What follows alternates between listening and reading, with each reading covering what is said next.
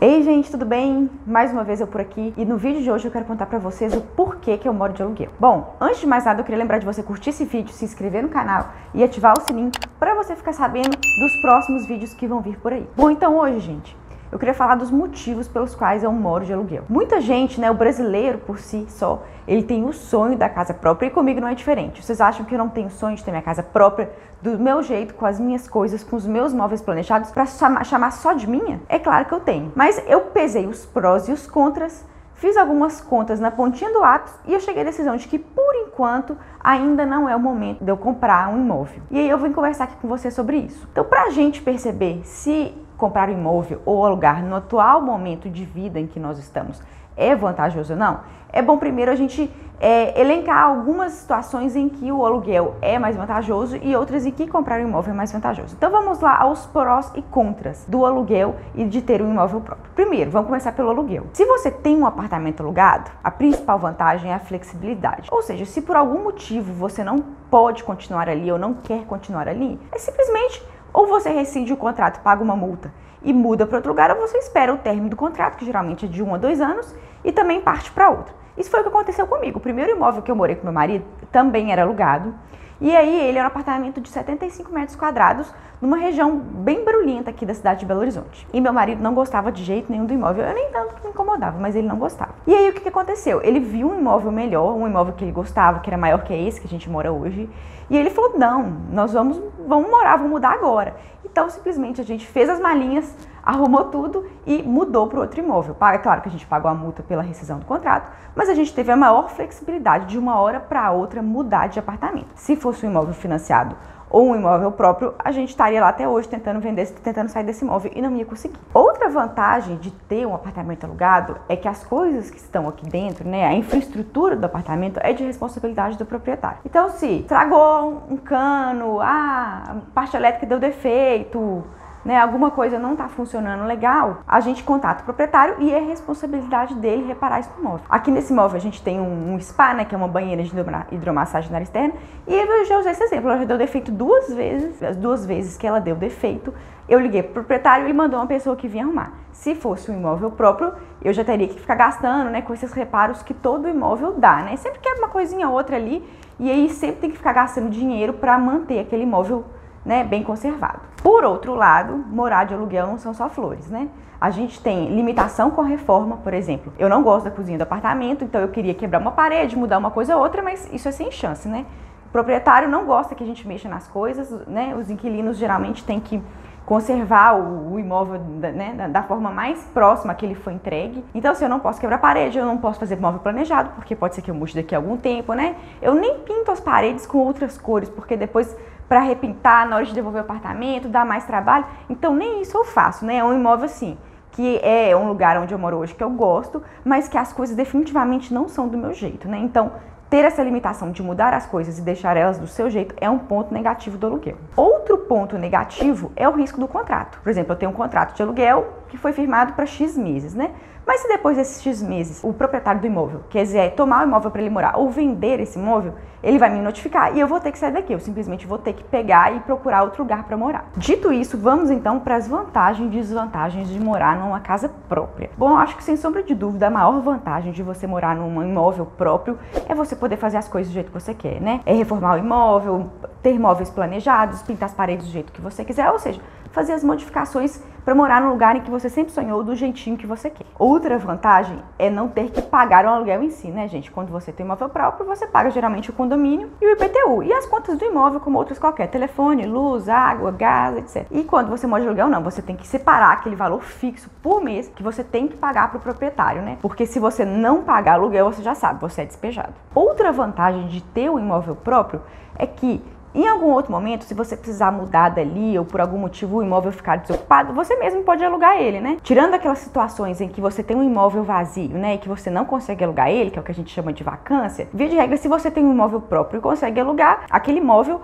passa a ser uma fonte de renda para você, né? Então essa é uma vantagem. Você tem um imóvel, se precisar você pode alugar ele. Vistas essas vantagens, agora vamos partir para as desvantagens de ter um imóvel próprio. A primeira, burocracia, né? Quando você compra um imóvel, você gasta dinheiro demais, mas é bastante dinheiro dinheiro mesmo, gente, com as taxas e emolumentos de cartório para você transferir o imóvel para o seu nome, e você paga o imposto sobre transferência, né, o ITBI, que também é um percentual bem pesado do imóvel. Então já começa com burocracia e essas taxas de cartório e impostos que pesam muito no orçamento na hora que você está comprando um imóvel. Outra desvantagem é a questão dos chamados vícios ocultos. Por exemplo, quando você compra um imóvel, né, principalmente quando ele é usado, você chega lá, o corretor te mostra, né? Sempre para o corretor é o melhor imóvel do mundo, né? Aquele imóvel sempre não tem defeito nenhum, porque ele está interessado em fazer a venda. Só que esse imóvel pode ter alguns vícios ocultos, algum defeito de encanamento, problemas de filtração que são muito comuns, né? E você só vai descobrir isso depois de algum tempo que você comprou um imóvel, né? Eu conheço um caso de uma conhecida minha que foi exatamente isso. Ela tinha o sonho de ter imóvel próprio. E aí o que ela fez? Ela juntou o dinheiro, financiou uma parte, estava lá, toda feliz dentro do imóvel. E aí de repente ela descobre que tinha um problema de infiltração seríssimo na sala, que ela ia ter que desfazer o revestimento inteiro do teto, quebrar o gesso. E é uma obra que ia ficar em torno de 50 mil reais. E ela quase caiu para trás na hora que ela descobriu isso, né? Porque ela já tinha comprometido o orçamento dela com o financiamento imobiliário e depois foi surpreendida por esse vício oculto do imóvel que ela não conhecia quando ela foi comprar esse imóvel. E aí ela teve que desembolsar esse valor para fazer a reforma no imóvel. Isso daí é difícil demais, né? Outra desvantagem de ter um imóvel é que você concentra grande parte do seu patrimônio nele, né? O que não deixa de ser um risco. Então, por exemplo, hoje eu não tenho um imóvel, eu moro de aluguel.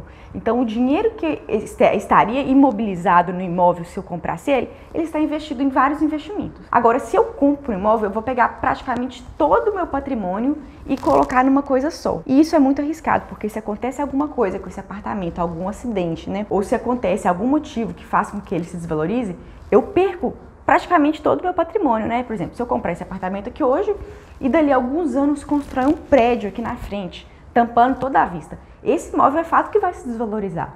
Então eu vou perder grande parte do dinheiro que eu investi nele por causa disso. Outro aspecto que a gente tem que levar em conta quando a gente compra um imóvel é que imóveis têm baixa liquidez. Se por algum motivo eu precisar vender o imóvel, eu não consigo vender ele rápido. Eu vou demorar no mínimo alguns meses ou sequer anos para fazer isso. Com o aluguel isso não acontece. E por último, a última desvantagem de ter um imóvel é o custo de manutenção. Foi aquilo que eu expliquei para vocês quando a gente estava falando do aluguel. Hoje eu não tenho nenhum custo de manutenção com esse imóvel. Qualquer coisa que estrague aqui dentro é de responsabilidade do proprietário. Agora, se o imóvel é próprio, não, a gente tem que assumir essa responsabilidade. Quebrou, tem que consertar. Bom, gente, depois de ter mostrado os prós e os contras de ter um imóvel próprio ou um imóvel alugado, eu queria fazer umas contas rápidas aqui para você na tela do meu computador para te mostrar matematicamente por que você gasta menos dinheiro em ter um imóvel alugado. Mesmo você pensando assim, poxa, mas se você comprar um imóvel, mesmo que tenha que financiar ele, todos os meses aquela parcela que você está pagando, tá indo para alguma coisa que é sua, né? Que dali a algum tempo vai ser sua. E quando você paga aluguel, não, simplesmente o dinheiro vai embora pro proprietário. Mas mesmo assim, eu vou te mostrar aqui por que vale a pena você morar de aluguel. Bom, gente, então trouxe vocês aqui para a tela do meu computador pra gente fazer umas continhas rápidas aqui. Antes de mais nada, eu queria lembrar de que eu também tenho o sonho de ter um imóvel próprio e eu não tenho hoje simplesmente porque eu fiz essas contas e cheguei à conclusão de que hoje eu preciso de acumular patrimônio para depois comprar um imóvel e não me endividar antes de ter um patrimônio formado. Então, por isso que hoje eu moro de aluguel. Então, vamos aqui fazer uma simulação do quanto seria hoje para eu comprar esse imóvel que eu moro, tá? Hoje, o imóvel que eu moro, ele tá avaliado em 1,5 milhão e eu pago um aluguel de 5 mil. Então, vamos colocar aqui, ó. Vamos supor que eu falo, não, cansei de morar no de aluguel, eu quero que esse imóvel seja meu. Então, aqui, ele vale 1,5 milhão e hoje eu pago 5 mil de aluguel. Valor da parcela até entregas das chaves. Nesse lugar aqui, eu não vou preencher nada, porque como o imóvel já tá aqui, eu tô morando dentro dele, eu não vou ter pagado nenhuma parcela antes de entregar as chaves, né? Então, fica em zero. Em porcentagem de entrada. Geralmente, nos financiamentos imobiliários, né, os bancos exigem um percentual de entrada que seja de pelo menos 20%. Mas aqui eu vou colocar 1%, porque eu quero comparar o valor do imóvel por inteiro. Além disso, se eu colocasse a entrada aqui de 20%, eu já partiria em desvantagem, porque esses 20% de entrada, né, que dariam 300 mil reais, é um dinheiro hoje que está investido, né, que está rendendo juros, e se eu imobilizasse ele aqui na entrada, já partiria com uma desvantagem no financiamento, né? Então, como eu não quero levar essa desvantagem para o financiamento, aqui vai ficar em 1%, que é o mínimo que o simulador permite. Meses para entregas das chaves. Nenhum, né? Eu vou colocar aqui o mínimo possível, porque o imóvel já existe, eu quero comprar o imóvel que eu moro hoje, de aluguel. Juros do financiamento ao ano. Hoje a taxa Selic, em agosto de 2020, está em 2% ao ano. É a menor taxa histórica. Só que os bancos, obviamente, não cobram uma taxa tão baixa quando eles vão fazer financiamentos e empréstimos para o consumidor. Isso porque eles têm vários custos embutidos e eles passam o risco do financiamento para essa taxa de juros. Então, hoje, se eu for fazer um financiamento, a taxa de juros vai estar de aproximadamente 7% ao ano, que eu já coloquei aqui. E qual que é o tempo de financiamento? Geralmente, a gente financia um imóvel entre 20 e 30 anos, né? Então, vou ser mais um pouco conservador aqui e vou simular de que eu vou financiar esse imóvel em 20 anos. Bom, então vamos calcular aqui. Bom, então o saldo do imóvel financiar com o banco, 1.485.000. Por quê? Porque o valor do imóvel é 1,5 milhão, mas eu dei 1% de entrada, né, que é o mínimo aqui que a calculadora exige. Isso daqui, o saldo do imóvel corrigido pelo INCC, 1.489.000. Isso aqui não importa pra gente, que é o saldo do imóvel corrigido pelo índice inflacionário da construção civil. Mas aí a questão é o seguinte, olha, aqui que vem a parte importante para nós. Se eu resolvesse financiar esse imóvel hoje, eu teria que pagar um financiamento, uma parcela de financiamento de R$ 11.719,37.